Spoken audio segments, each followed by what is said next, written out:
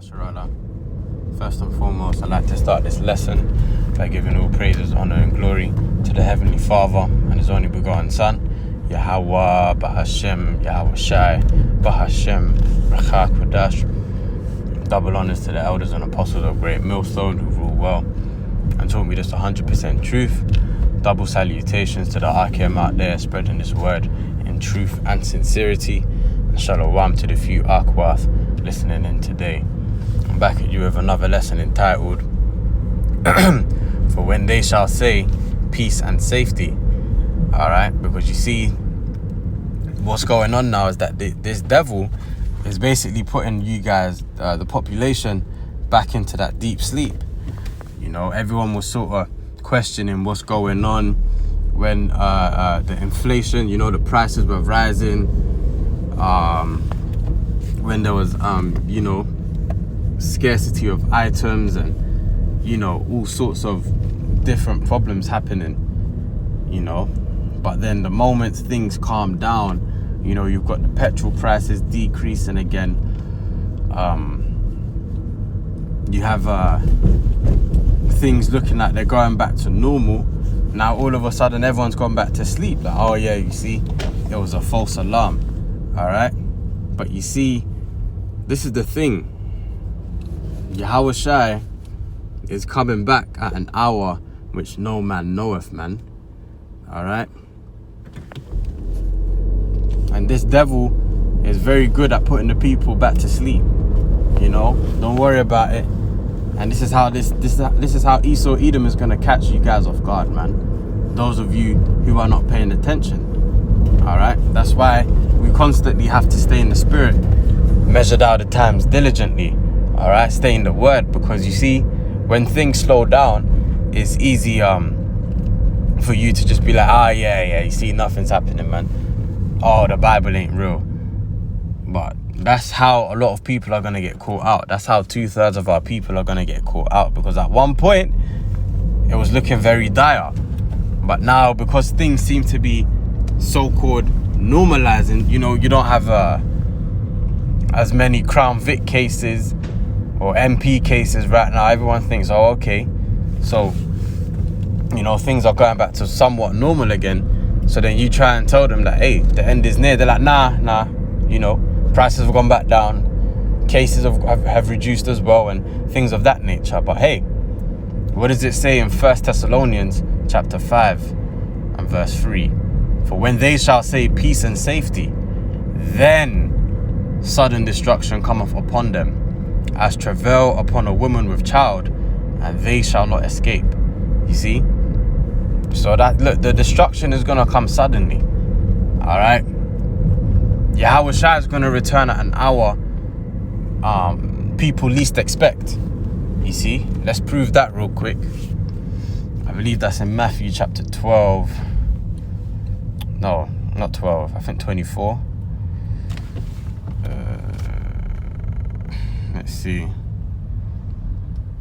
Yeah, Matthew chapter 24 and verse 36. But of that day, an hour. 1 second. I'm just in transit right now. All right. So this is Matthew chapter 24, verse 36. But of that day and hour knoweth no man, no, not the angels in heaven, but my Father only. So not even Yahweh Shai knows when the Heavenly Father, Yahweh, is going to send him down to bring forth that wrath, to bring forth that judgment. Not even Yahweh Shai knows, man. Alright? So what more the people? No indicator, man. So what more the people? You see? This is why we need to stay on our guard diligently. This is why we need to stay in the spirit consistently, man. All right, we don't want to fall back into the world, a moment of weakness, and then, you know, Yahweh Shai returns. So that's why we have to be consistent in this thing. We have to be constantly abounding in the work, constantly studying, constantly, you know, staying in the spirit. All right, because we don't want to get caught off guard, man. 2/3 of our people are going to get caught off guard, because 2/3 of our people are mocking and scoffing. You know, they don't believe that that the Heavenly Father is going to send his only begotten Son, Yahawashi. All right? Esau Edom is under the illusion that he's going to fulfill his New World Order agenda. Okay? He doesn't know that his enterprise, his schemes, his plots are all going to come crashing down, man. All right? What does it say in the book of Job? Let's go there real quick. This is the book of Job, chapter 20 and verse 22. In the fullness of his sufficiency, he shall be in straits. And you see, Esau Edom, he's almost at the fullness of his sufficiency, but he is already experiencing those straits. All right? You know, because when that MOTB is finally unveiled, that charagma, pursuant to Revelation 13 and 16, is going to be met with a lot of resistance, man. All right, there's going to be a lot of push. But what might persuade the people is once they come to terms with the fact that it's going to be punishable unto death if you don't receive it. All right? But still, many people are, you know, planning their escape route out of the beast system, you know, devising plans to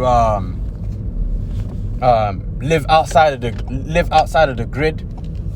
Okay? And you know, even when it came to the Crown Vic, that was met with some resistance as well when he tried to push the jump shot, the juicy juice, the hokey pokey. All right? So, you know, Esau Edom, these wicked elites, they thought that this was gonna work out more smoother than it is. All right? But you see, this is the thing, that the longer they take to do their thing, the more people wake up to what's really going on, and the more people will want to resist once this actually comes into fruition. All right? So Job 20 and 22, in the fullness of his sufficiency, he shall be in straits. Every hand of the wicked, all right, the laborers, the workers, the Hebrew word is aimal, okay, shall come upon him. All right, because you see that there's going to be, as I said, massive resistance. All right, people ain't just going to bow down willingly. People ain't going to just bow down willingly and take this MOTB. All right, not everyone at least.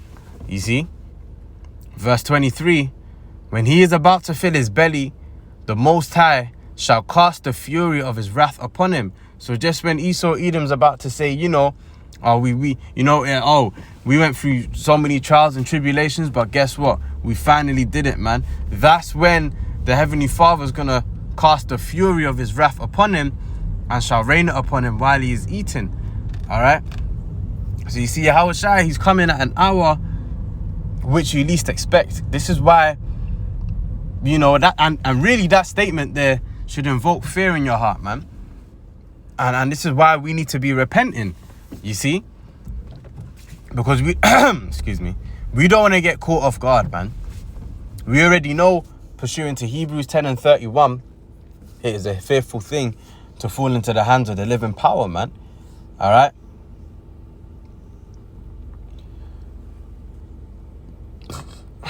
Excuse me. We preach this word because we're moved with fear. All right? We heard thy speech, pursuant to Habakkuk 3 and 2.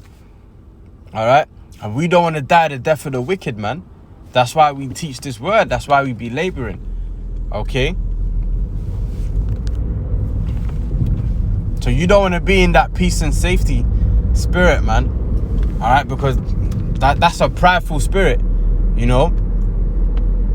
What does it say in Psalms chapter 49? Their inward thoughts is that their houses shall continue forever, right? But this system is excuse me, my throats keep getting dry. This system is circling the drain. All right? And if you can't see that, that's because you're falling with it.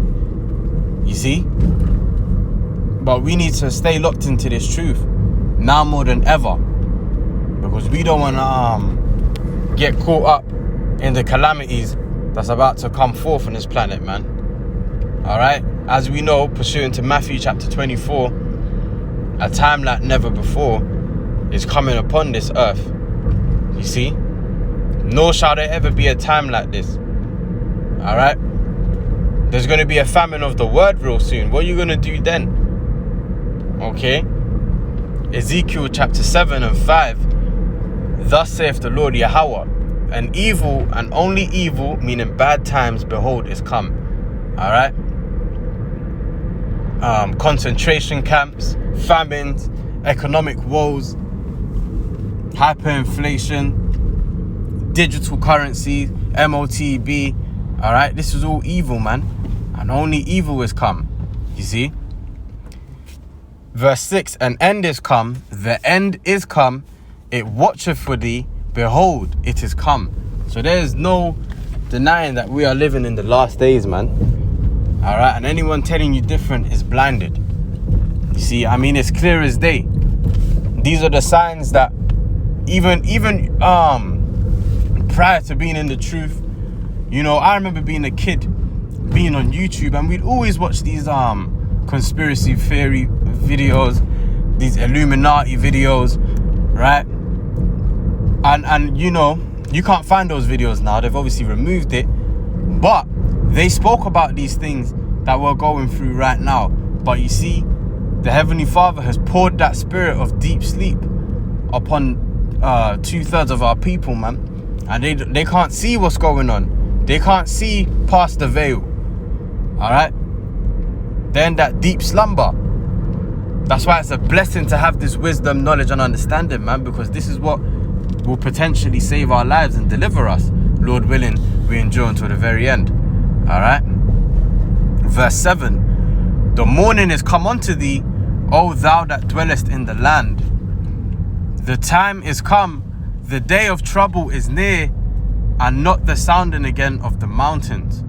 All right, so that time of great tribulation is around the corner, man. You see, the Heavenly Father, he's about to make his move. Okay, verse 8. Now will I shortly pour out my fury upon thee, and accomplish mine anger upon thee, and I will judge thee according to thy ways, and will recompense thee for all thine abominations. All right, so you see, this is why it's a fearful thing to fall into the hands of the living power, because the Heavenly Father, he's pissed off, man. You best believe that. He's pissed off, and he's getting ready to show the world just how pissed off he is, man, by way of his judgment. Okay, there's going to be no denying the Bible when his wrath is poured out throughout the four corners of the earth. All right, let's go to the book of Isaiah chapter 47.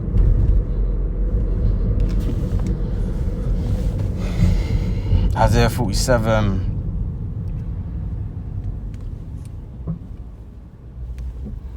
And we'll start at verse 8. Therefore hear now this, thou that art given to pleasures, that dwellest carelessly, that sayest in thine heart, I am, and none else beside me. You know, that goes to the pride of Esau, man. You know, Esau really tries to be like the Most High. And you know what? The more you think about it, the more you realize it as well, man. You know, because he obviously, of course, he wants to implement this beast system where he can have total, full control over the population. All right. But then when you also think about it, think about Isaiah 45 and 7, where, you know, the Heavenly Father says he creates the light and creates darkness. He makes peace and creates evil. I, the Lord, do all these things, roughly paraphrasing. Well, when you think about Esau, Edom, he tries to do the same thing. All right, because, you know, you've got people like Alex Jones, who's clearly an insider, man. He's clearly an insider, you know, but he's what? Exposing these wicked elites. But, you know, and what, you think the wicked elites don't know about Alex Jones? He said that he entered into the Bohemian, he managed to sneak into the Bohemian Grove. How the hell does just any guy manage to sneak into the Bohemian Grove, man? That's bullshit. He's clearly an insider. All right, and then even Andrew Tate, the more that I think about it, you know, because at the end of the day, Andrew Tate, yeah, you know, sure, some of the things he says like lines up with our beliefs, but at the same time, you know, like I've seen videos of where he's asked, you know, if he claims to you know, have read the Bible and things of that nature. And he's a Jake, by the way. You know, his father is a so-called African American. And you know, what was the point I was gonna make? Damn, I forgot the point I was gonna make. Shit.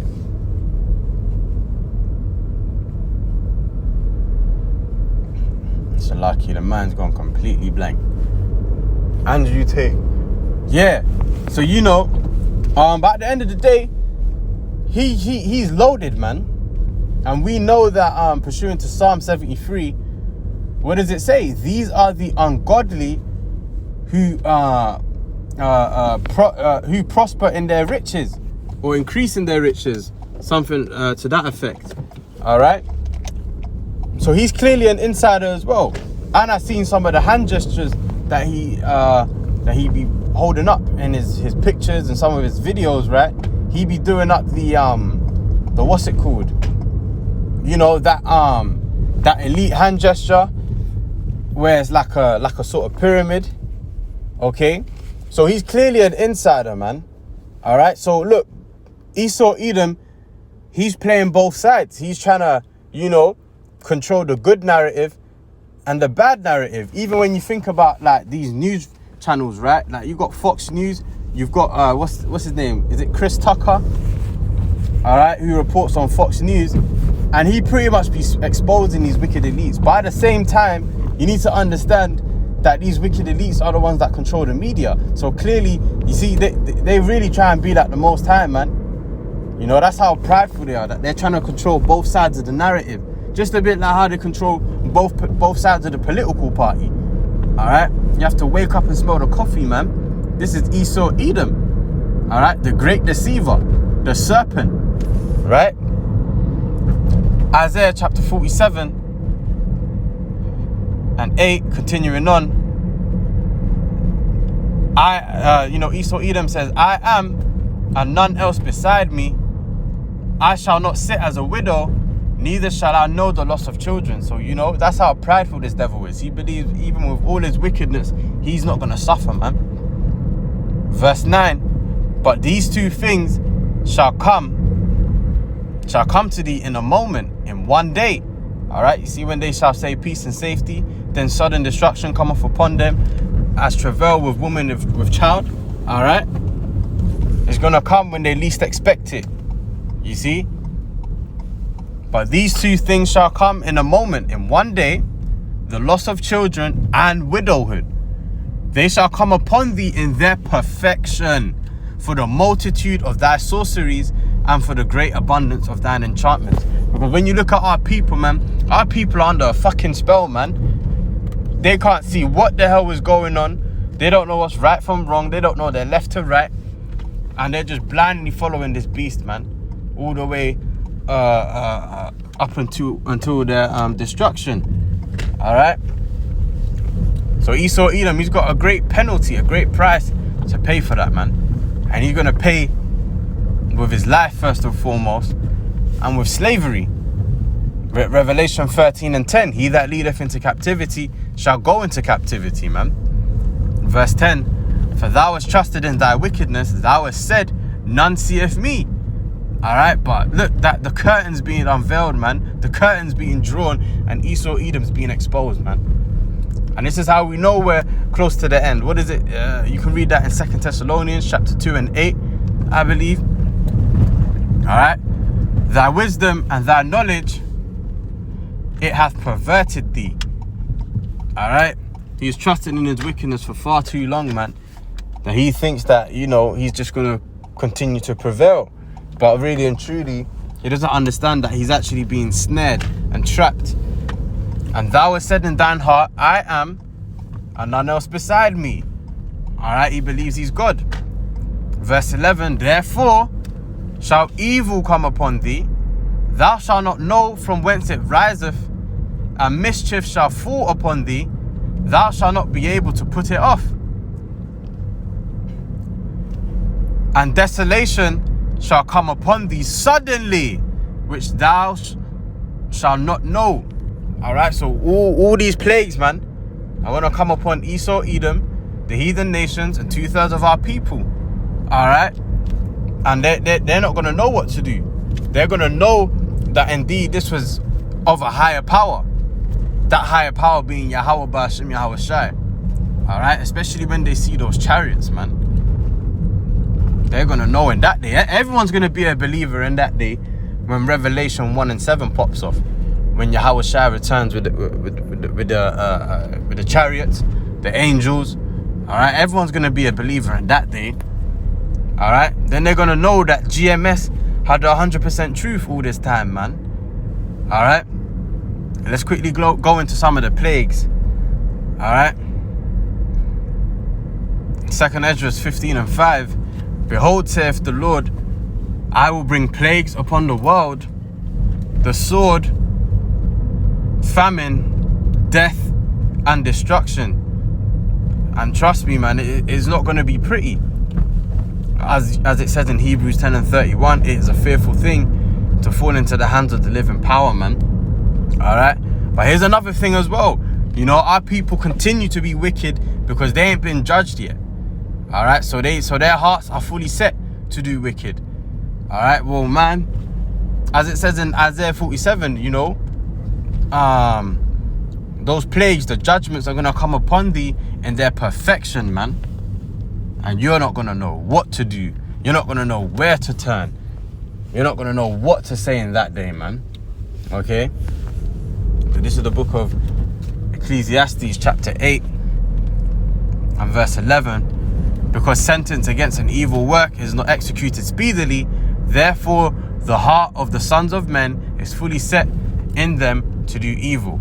All right, but hey, man, 2/3 of our people, these heathen nations and Esau, Edom, are gonna have to pay for it all, man. Okay, verse 12. Though a sinner do evil 100 times and his days be prolonged, yet surely I know that it shall be well with them that fear Yahweh Ba'ashem Yahweh Shai, which fear before him. So it's going to be well with us, man. Lord willing, we be a part of that hopeful elect, and the Heavenly Father keeps his spirit on us until the very end. Okay?